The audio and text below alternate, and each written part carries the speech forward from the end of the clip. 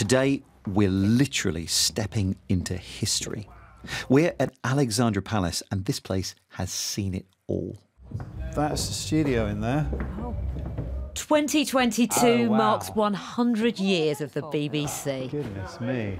What began with a single radio transmission has transformed into a global broadcaster. In that time, it's covered the biggest events of successive generations, working to inform, educate and entertain the nation.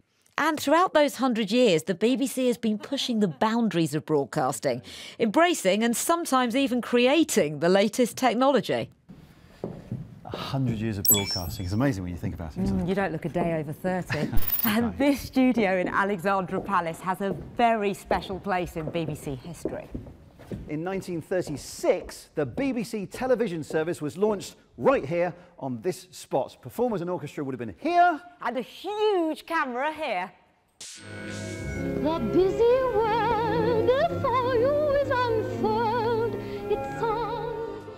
And what viewers saw was this.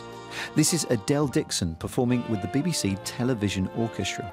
She's singing a song called Television, which was written especially for the opening night of television. It was broadcast to viewers across London and the home counties through the transmitter on Alexandra Palace, marking the beginning of what was then referred to as high-definition television. Yeah, don't laugh. Before that, television was just an odd, fuzzy experiment to small, selected audiences. And behind the scenes, there was a bit of a battle going on. See, the BBC had actually opened up 2 studios at Alexandra Palace. This, Studio B, was a mechanical system which was made by John Logie Baird, and it produced an image like this.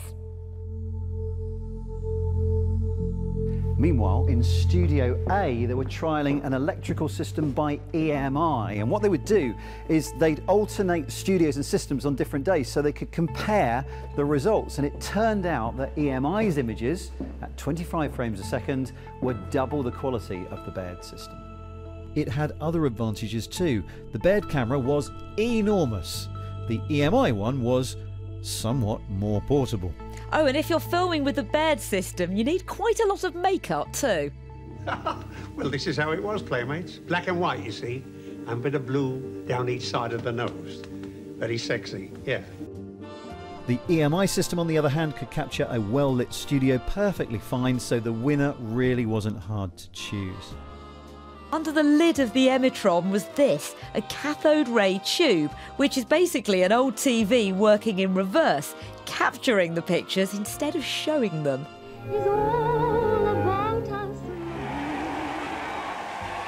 The Emitron stayed in use without much change for many, many years.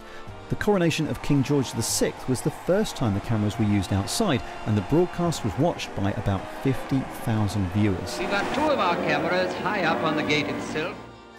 However, it was the coronation of his daughter that really brought television into our homes.